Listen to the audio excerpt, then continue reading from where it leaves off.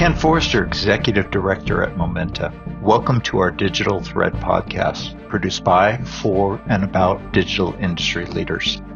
In this series of conversations, we capture insights from the best and brightest minds in digital industry.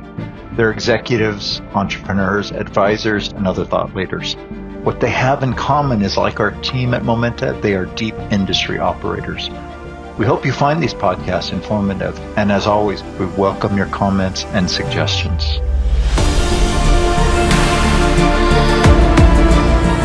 Good day and welcome to episode 196 of our Momenta Digital Thread podcast series.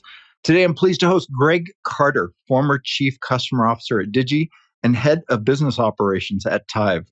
Greg has spent nearly 30 years in the high-tech industry, focusing on customer leadership and startups. He specializes in creating customer success and operations systems, processes, and teams to help scale high-growth companies. Greg is a hardware and SaaS expert and has deployed more than 1 million devices to over 100,000 locations. He sits on the board of advisors for Youtilligent and is an armed forces veteran. Greg, welcome to our Digital Thread podcast, and thank you for your service. Thank you, Ken, for having me, and I look forward to this discussion. As well. So, we call this the Digital Thread podcast. So, of course, we want to talk about your digital thread. In other words, the one or more thematic threads that define your digital industry journey. Yes, I took a little time to think about this, and I believe the one thematical thread that defines my career, and kind of my digital journey for that matter, would be the evolution of technology and customer service. So when I started right out of college, and I'm a bit embarrassed to admit it, but email was just getting popular. So when customers wanted to ask a question, their only option was to call by phone. And if they were lucky, there was a toll-free number that was associated with it. In my mind, this was kind of a very personal exchange and very high touch. But if you fast forward 30 years, you're almost lucky to find a phone number on a website, as many other technologies have kind of come into the market. So in my mind, the real trick or the real magic is how can companies stay efficient with their customer success departments while delivering what I consider just wow experiences. It's an interesting point, especially in the age of connected devices, right? Because in the past, the customer success was largely tied to a deployment. But in some cases, you're talking about devices now, in essence, reporting their service information as well. We've actually invested in a company that looks at this exact space. So it makes it a very interesting space, as you say, the evolution in there as well. So I know you've had a track record of customer success roles leading up to being named Chief Customer Officer at SmartSense by Digi. If you had to summarize that time prior to Digi into 3 learnings relative to customer success, what would those be? That's a great question. It's hard to kind of limit it to 3, but I'll kind of give it a shot here. The first learning is realizing that someone took a bet on you, and that's the way that I kind of look at sales. So whenever a customer kind of signs on the dotted line, or electronic signature nowadays, and agrees to purchase either your product or services, I always think to myself that someone's job can kind of be on the line. Sometimes these contracts are multi-year and multi-million dollar contracts. Now, I'll never forget the time that I worked at a startup called TempAlert. So temperature sensors to a very major player in the retail pharmacy market who took a gamble on a 9-person company in a leaky basement in Boston to roll out every single one of their stores. And they had 11,000 locations. So I knew that person that actually signed off on it really took a risk. And me and my customer success team had one mission after that, and that was to make that person look great. He could call anytime, day or night, and we would always answer, and even more importantly, respond. So just remember it in this learning is that someone took a risk on you, and you really want to make sure that you make that person look good. So the second learning is that, and this is just in my interpretation, is that customers want partners, not vendors. So from my perspective, customers don't want to keep on finding new products to address the same needs. They want a partner to work with and grow with them. They also want transparency. And I think this is a little bit uncomfortable for some, but it's okay to show that your organization is not perfect. Own up to when there's issues and kind of move on. In my mind, you'll gain a lot more credibility. I also hold the belief that both customers and partners are equal at the table with kind of mutual respect. And with that in mind, saying no is not a bad thing. It's a hard thing, but it's not a bad thing. A great example, at least with my past, is I come from a lot of hardware and software where customers want to make a custom whatever it might be. And the way that I actually try to coach my customers is to stay on the path where the main development is going to be on enabling customers to kind of go and be a one-off is a little bit of a road to incredible customer dissatisfaction and frustration in my mind. And then I have several more, but the last out of the three is higher on two things only. And this is just my perspective yet again, is aptitude and attitude. I've had a great previous CIO mentor at RSA that really embedded this into me. In my mind, there's no impactful customer success leader without a great team behind her or him. Honestly, some of the best people that I've hired in my career, and I've had a long career of hiring people, did not have outstanding pedigrees or experience. I typically hire for people that are go-getters, they're very humble, and then you empower them to figure out things on their own. And I think that those people provide truly exceptional customer experience.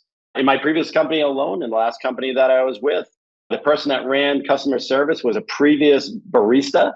And the person running all of customer success worked as a major league scout at a baseball team. This philosophy obviously matures a little bit as your company climbs up the maturity curve. But once again, just hiring on aptitude and attitude has been a great aspect for me to build great customer success teams.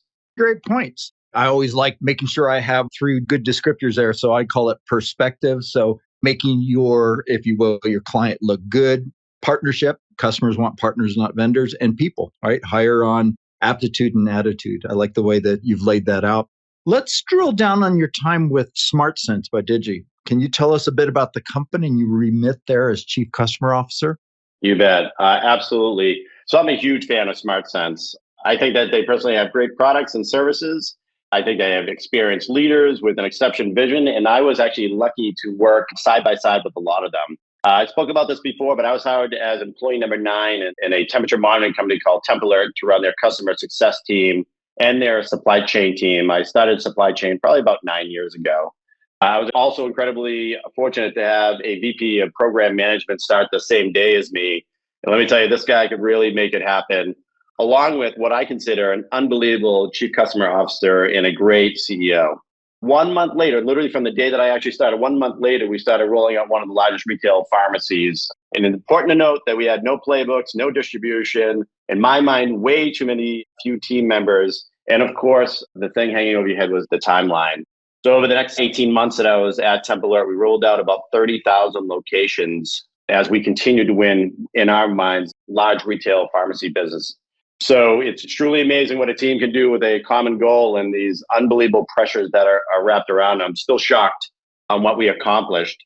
Digi at the same time kind of took notice at the inroads that we were making and already purchased 3 other kind of small, similar companies. They were in the temperature monitoring space.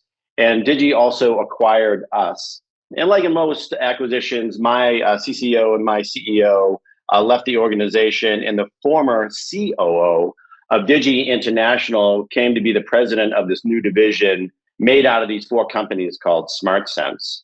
This president asked me to work with the other 3 companies to kind of galvanize all the other customer success teams were kind of disparate a little bit, and also their kind of supply chains.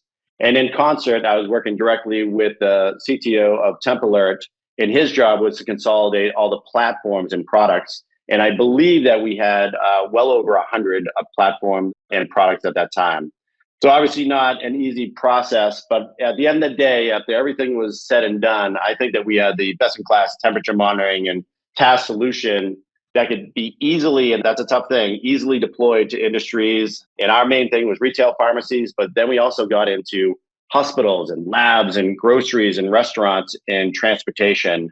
So when I kind of moved on from that area, we had a solid playbook, which we had none at the beginning, a little bit more of a street fight than other thing. And we had a very supportive organizational sort of chart that enabled us to roll out about 80,000 locations more and over 1 million sensors. To me, the best part of that whole sort of story is our extremely low churn during this process, and then our high customer satisfaction. Me personally, I believe this is all made possible by SmartSense team members doing superhuman efforts. Talk about just being on the shoulders of giants. I consider myself very lucky. You know, Digi has been a benchmark in the IoT space due to really, I consider its focus on recurring revenue models, which is a pretty wide chasm to cross from a traditional hardware focus. What did SmartSense bring to Digi that became the catalyst for this change? When Temp Alert was purchased, Digi had a small revenue or recurring revenue stream when they bought us, but they knew that that was the direction that they wanted to go to and moving a little bit more from a one-time sort of hardware company or OEM sort of company. I had the benefit of working with Digi's CEO and CFO, and they really appreciated the simplicity of our SaaS billing model. Temp Alert was able to bill very quickly because we were able to stand up our product fast and with high quality. One of the biggest areas that we looked at, or the biggest metrics that we actually focused on, was time to value. So typically for a non-enterprise, we're able to get you up and running within inside a week of shipping the product. So therefore, our quick billing process. And I think they just really helped Digi look at our model and take that model and kind of move it into the greater Digi International. Now, Digi crossed, as I said, the recurring revenue chasm and posting quite notable market returns. Yet for the leadership path that they've so well demonstrated, it's interesting that as I look at their IoT hardware peers, they seem to have found it difficult to effectively emulate what Digi has done. Why do you think that is? Honestly, I think it comes down to leadership. I think the senior leadership at Digi has been working on recurring approach for many years, and it comes down to a lot of learnings over the course of those years. Me personally, it was working with them and being side by side with them. I find them to be incredibly meticulous on how they either choose to build or buy. And I think that they've got a great track record of mergers and acquisitions. So I think that's why they've been kind of crossing that particular chasm. I think actually the stock reflects that as well. I know you eventually left Digi to join Tive, quite a hard startup in the supply chain space. Your focus there has been head of business operations. What is your remit at Tive, and what were some of the wins of which you're most proud? Yeah, let me give you a little background there. My president at SmartSense was retiring at the time, and I felt like I had accomplished a lot. So I've also been working with an exceptional customer success manager for the last 3 years at SmartSense. So I felt kind of confident moving on. Tive is a company that created a simple and effective device that's about the size of a deck of cards that you can put on anything that you want to track where it is and how it is. And really, it's as easy as pushing a button on the device. I was asked to head up their business operations team and hopefully make Tive much more efficient. I can give you a kind of rundown of some of the fun wins that I did when I was there. So some of my fun wins were being part of the acquisition team that bought a Norway company called Tag Sensors that made a cost-effective, almost wafer-thin data logger. So this incredible technology truly complemented Tive's product suite, opened up new markets as a much more lower-cost data logger. So that was wonderful people up in Norway. The next one was that I took a step back and I revamped the objectives and key results process, OKR process at Tive. So I worked with the CEO, who was a great CEO, and created a limited amount of yearly objectives. And then I worked with each one of the head of the departments to kind of laser focus on key results based on the objectives that I laid out with the CEO in small chunks of 90-day increments. And I found that to be incredibly effective. And then another fun project that I worked on was quote to cash. These are 3 little words, but boy, they mean a lot. Tive purchased several leading systems like customer management systems and financial systems. So I led a team mainly of engineers that worked to connect them so all orders could easily go through each system automatically, which drastically reduced the level of effort per order and increased, in my mind, the quality and visibility into our systems. So sales team typically wrestled with a bunch of overhead beforehand. Now they just kind of ride the rails of their CRM and it goes directly into billing. So believe it or not, this is one of the holy grails of effective business operations.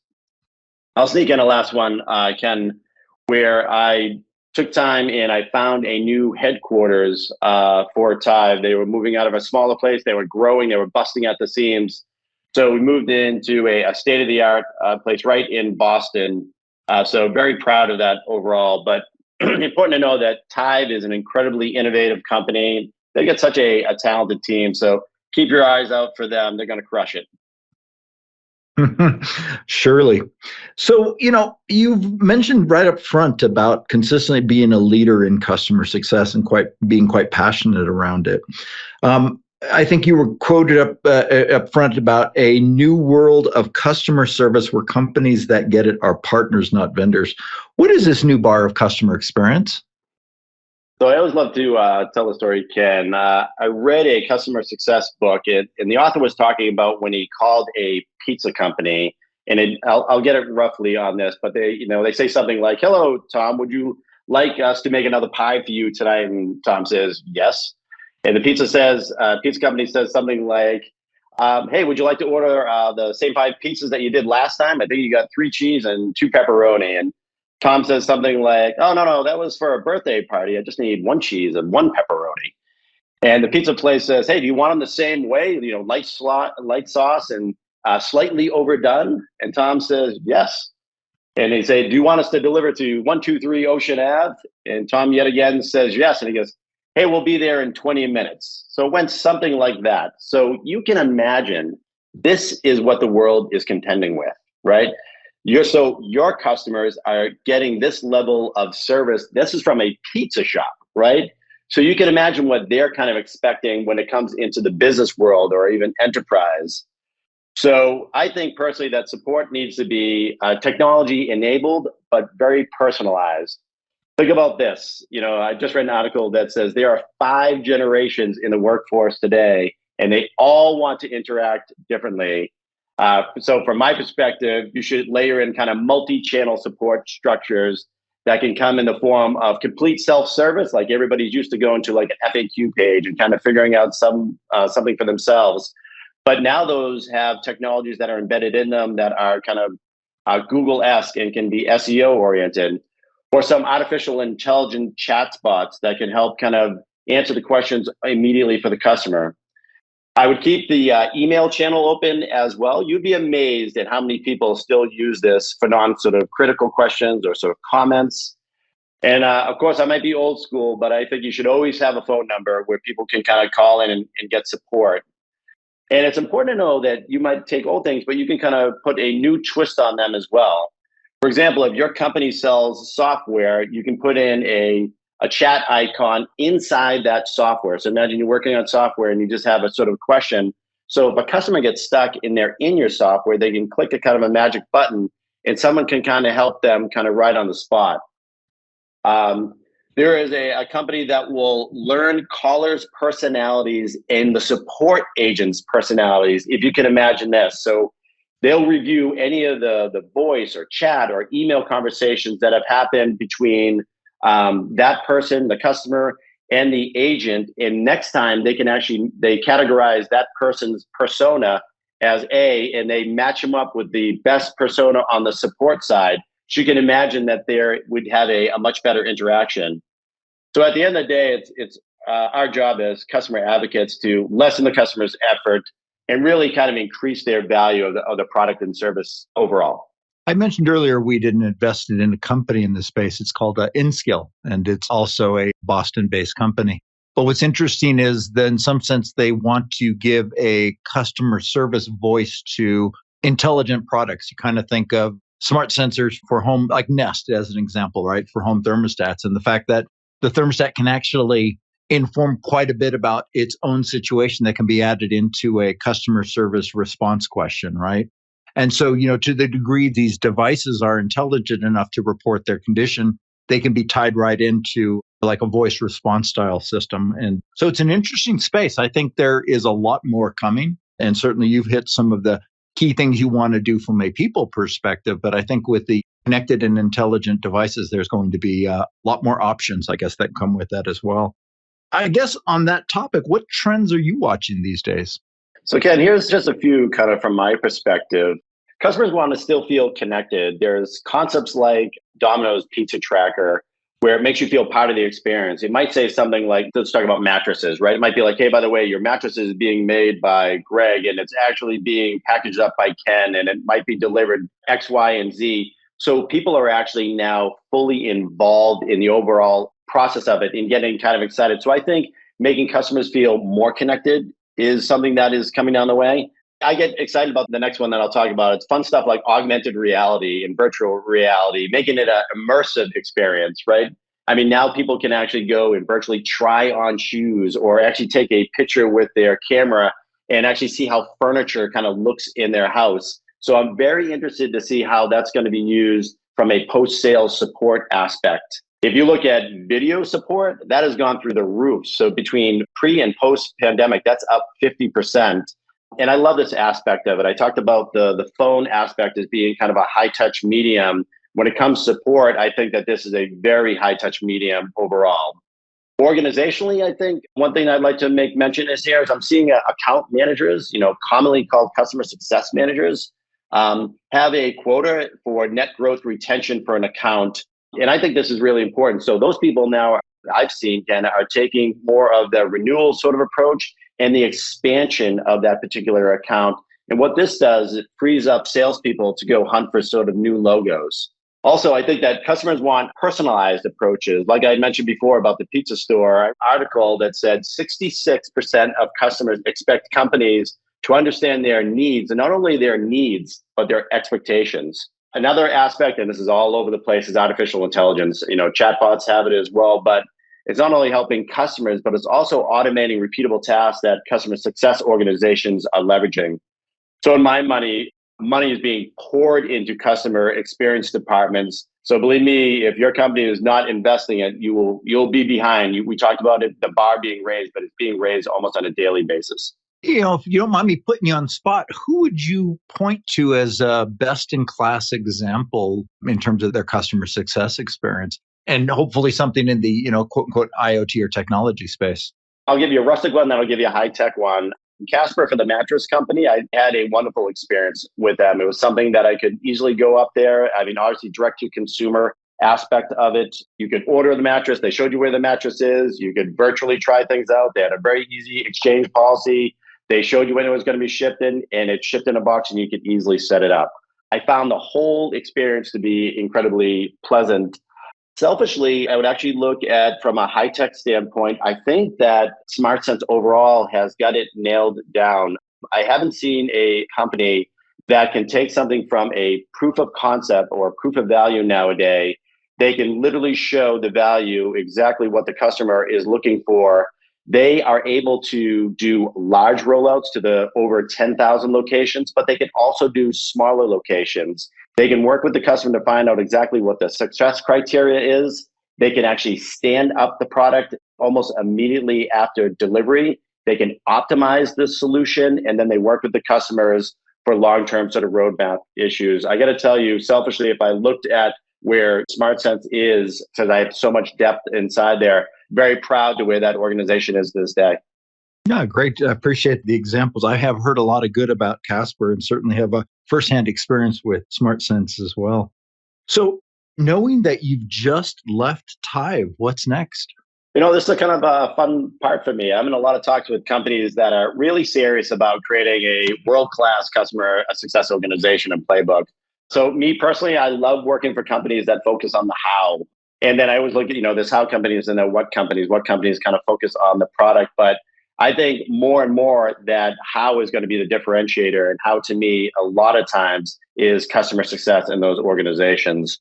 I love joining a hyper-growth, customer-centric company, and I've been fortunate that the last 3 of the 4 have had sort of great exits. I love the messy middle overall. I think it's a ton of fun because all solvable problems, and I love working with people that can believe that anything can be done. So yeah, I think my job is to kind of find a company that wants to build a scalable customer success and operations department while kind of wowing their customers. I think I've got about 40 active portfolio companies that would be interested in what you've just described. You bet. Not to mention our own VC investors. So good to know. Yeah. So in closing, I'm curious, where do you find your personal inspiration? Actually, a pretty big reader and podcast sort of person. Some of the great stuff that I've kind of read, Tony Hsieh's book, Unpacking Happiness, I think is great. To go a little old school, I actually love the last lecture. I think there's a ton of lessons that are inside there. I love the book, Extreme Ownership, and I listen to Jocko's podcast periodically. It's a little rough and tumble around the edges, but his points are on point. Might be a shameless plug, but I love these podcasts that you do. You're almost getting up to 200 of these, and I think that they give you a well-rounded perspective on a completely wide range of topics. Me personally, I do a lot of trail running, so Audible is kind of my go-to. So I try to listen to about 2 to 3 books per month.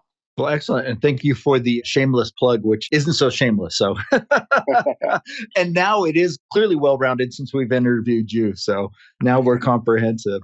So Greg, thank you for sharing this time and these insights with us today. Thank you very much. It's been a pleasure kind of being on there. Like I said, the focus of this is just showing how the importance of customer success is within inside an organization. So people remember experiences, in a great success team or customer success team really make the difference, not only on the churn side of the house, but making and building long-term relationships overall. So I really appreciate the time. No, I appreciate the overall conversation, but really that good summary in the end there.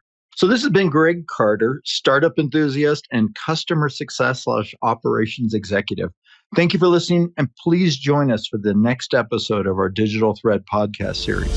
Thank you, and have a great day. You've been listening to the Momenta Digital Thread podcast series. We hope you've enjoyed the discussion, and as always, we welcome your comments and suggestions. Please check our website at momenta.one for archived versions of podcasts, as well as resources to help with your digital industry journey. Thank you for listening.